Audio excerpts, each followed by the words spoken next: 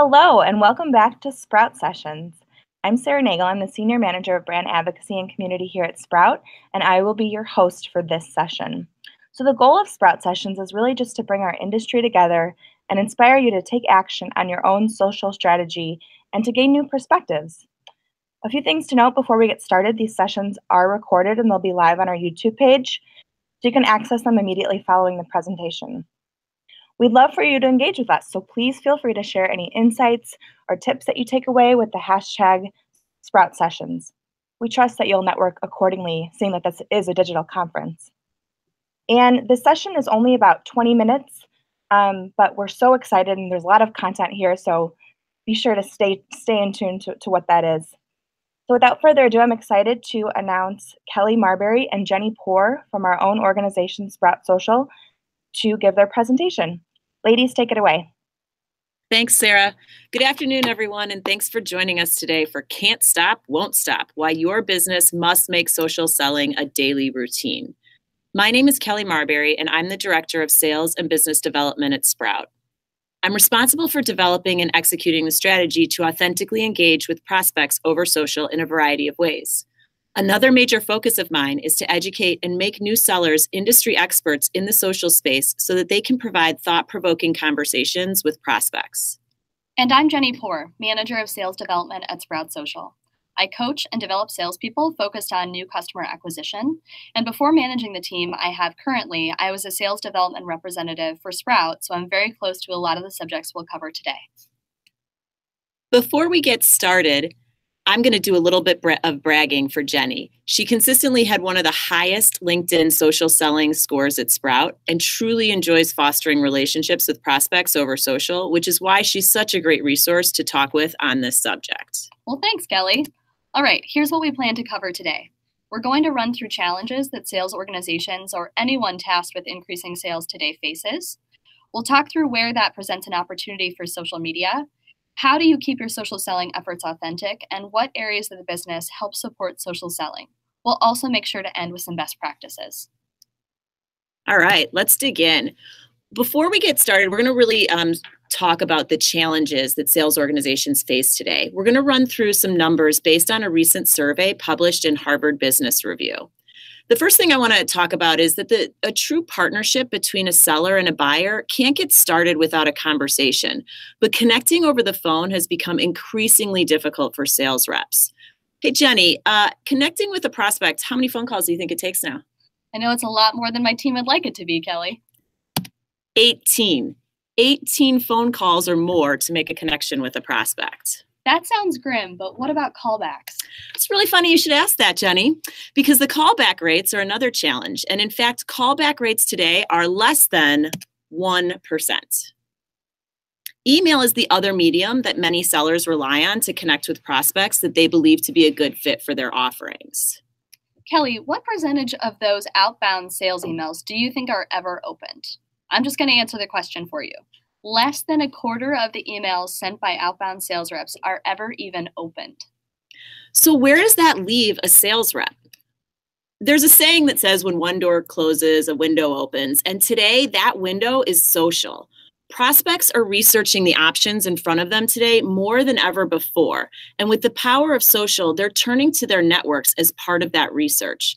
A whopping 75% of customers say that they use social media as part of their buying process.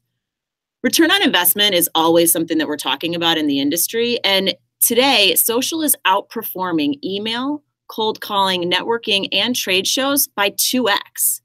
Last but not least, reps that are proactively using social selling are outperforming their peers. Like I said at the top of this, Jenny's a great example. It wasn't a coincidence that she was both a high performer in her role as an SDR and had a very high social selling index on LinkedIn. So what is social selling about, and how can a sales team utilize it to get some of the results we just discussed? The key to social selling is more social and honestly less selling. Authenticity in both selling and over social are incredibly important. The first step in social selling is doing effective research and discovery. The noise that a sales rep has to cut through in sales and emails today can be daunting, and the best way to do that is to have an intelligent and personalized approach. What companies and individuals share on social today is very powerful to the sales rep trying to connect. Sales reps should customize their approach based on what they can research and discover over social channels. You're totally right there, Jenny. And the reverse is also true. Sales reps need to make it easy for prospects to do their research on the company that they are representing, as well as the sales reps themselves.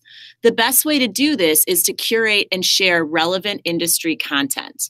Building a personal brand as a resource in the area you consult is extremely important in today's selling landscape.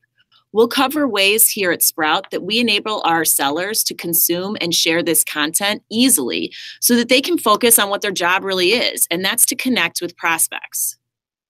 Since we know prospects are actively engaging with their networks over social today to find the right solutions to their business challenges, sales representatives need to listen to what is taking place over social. Just as in phone conversations where it's more critical to listen to a prospect's needs than to speak at them about the solution you offer, the same is true over social media. Social selling should never be a one-way street. It shouldn't be used as a microphone to talk about how great your product or company is. Listening for new market opportunities and engaging when those needs arise is just as important as researching prospects and publishing material. And last but not least, there's no one outreach method that should exist in a vacuum. We've talked about email and we've talked about phone, and both of those mediums have a lot of noise right now. There's no reason that you shouldn't round out your sales outreach methods with social. Leveraging all three mediums just ensures that you appeal to prospects in whatever method they might prefer. Let's run through an actual example where social selling had an impact on a successful sales opportunity here at Sprout. This example begins like most sales stories with a cold email to an ideal prospect. As a business development representative, it was my job to generate interest in our bamboo product by reaching out to our ideal customer profile in industries where we had already found success. I spent hours prospecting every week and telling the story of anonymize the contacts and company name to maintain their privacy. By using LinkedIn to narrow my search, I found the director of digital communications and social media at a healthcare system I was targeting. Let's call this person Robin. Robin appeared to be the right contact for me.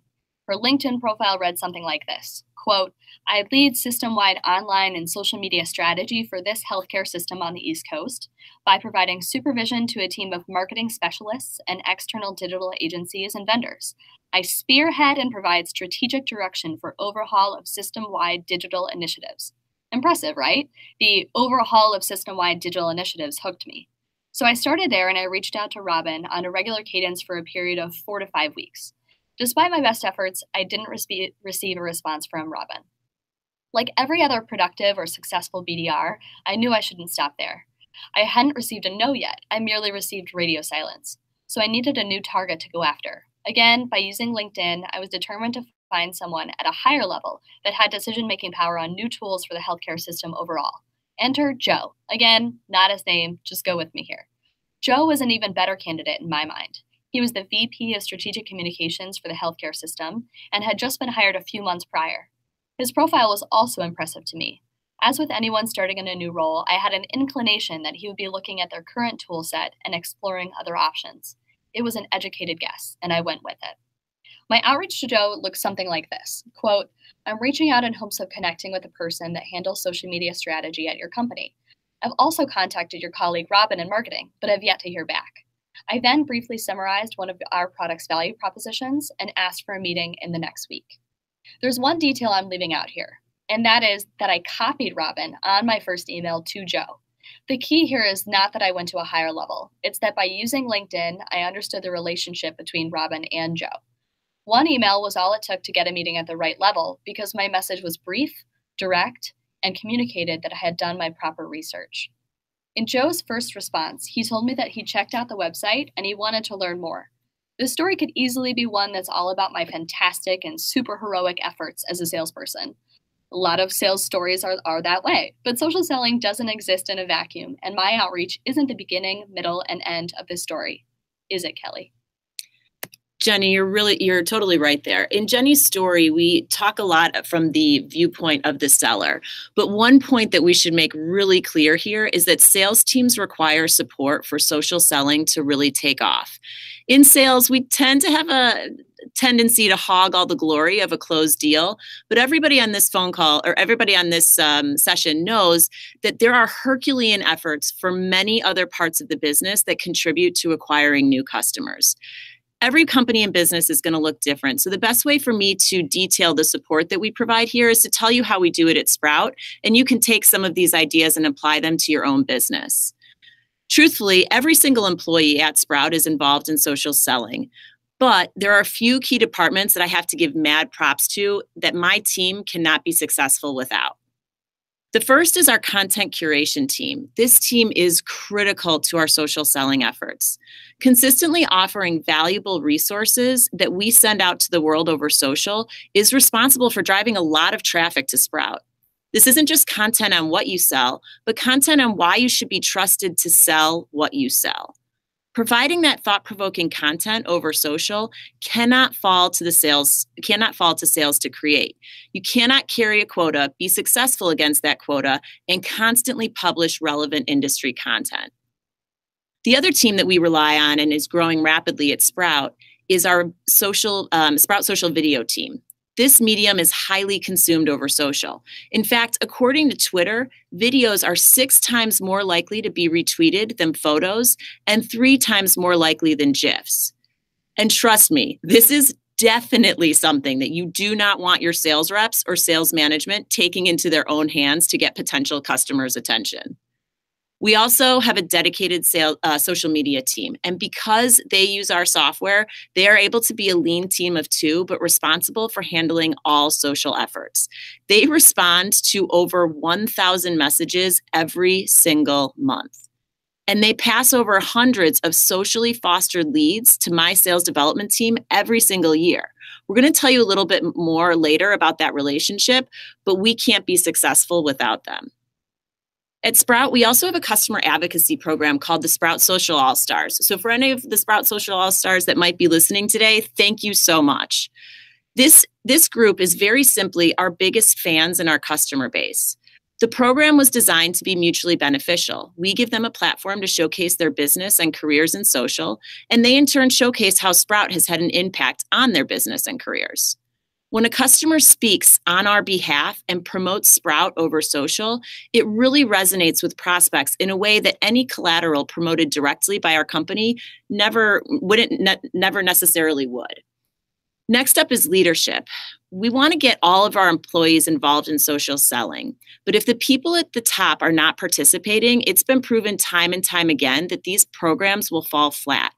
Finding sponsorship at the leadership level at an organization is critical to social selling programs being successful. Here at Sprout, leadership needs to share relative, insightful content regularly so that the individual contributors to the business will follow their lead. Last but not least is our data science team. This team digs into the data to help us digest whether or not what we've been sharing has actually hit the mark. Just as you would with any other campaign, you need to look back and see if your efforts are getting the intended result. If you don't have a data science team, there are plenty of ways that you can get insight to your efforts and analytics through something like, I don't know, maybe Sprout. These are all the teams that make it really easy for our sales team to be successful in social selling. Kelly just covered a lot of different departments at Sprout Social that enable us and my team to be social sellers. But you might be wondering how we keep these departments on the same page and streamline these efforts in a way that makes it both easy for our outbound and inbound sales teams to engage in social selling itself. There are 2 products that we tie all of this together for us. They're both software solutions that Sprout sells. Surprise, surprise. Apology for the blatant product placement we're about to run through, but I think you'll understand why we rely on both in just a moment. The first is Bamboo, which is an employee advocacy tool. Quite simply, Bamboo allows our content curation and video teams to easily share relevant, thought-provoking material to our entire employee base. The marketing team can share internal or external stories and mark them as shareable or not. When the content is shareable, it's easy to read and share my content to my own personal social networks in just a few clicks. We all know that as a sales rep, time is essentially money, so we've made it extremely convenient for our sales reps to increase their brand and industry knowledge. The image you're looking at here shows you a curated piece, and all I would need to do to share this article is to press on the network I'd like to share it to after I've connected my profiles for each of those platforms, and then on with my day. It's as easy as that. Our outbound reps make heavy use of this platform. At Sprout, we believe that our young salespeople can build their credibility in the marketplace by actively and regularly sharing content that our prospects will find both interesting and actionable. Sprout Social is the other platform that we use, and our inbound team here works very closely with the social team that I mentioned earlier. Apologies again for the product placement here, but honestly, what did y'all expect when you asked two sellers to present today? The first visual that you're going to see here are some examples of prospects engaging with our social team over different social platforms. These interactions are extremely authentic, and you'll see here that the prospects are engaging directly with the brand Sprout Social. Those that engage over social talk with our social media team, and that team diagnoses what kind of experience this prospect is looking to have with Sprout.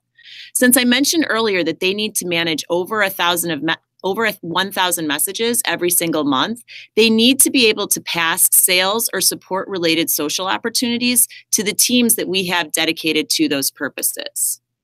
You can see in this view, on the upper right-hand corner of each of these snapshots, that the social team can bucket their interactions as a support or as a sales lead. This allows the social team to hand off many of the opportunities from themselves over to our sales team or support team and take care of the prospects along the way. Members of either the sales or support team then can view the full history of the social engagement so that we're able to pick up where the social team left off and give that prospect both the best resource and best experience that Sprout can offer to meet their needs. All right, I think we've done enough product placement at this point, Kelly, so we should probably wrap things up. Regardless of how you approach social selling at your organization and the departments or tools you make use of, social aids the selling process in a few key ways. One, it allows sellers to gain insights into prospects, customers, and competition. Two, its core social fosters creating and developing new connections, and that's valuable to sellers. Finally, social allows us to be strategic about what messages we put in front of what audiences.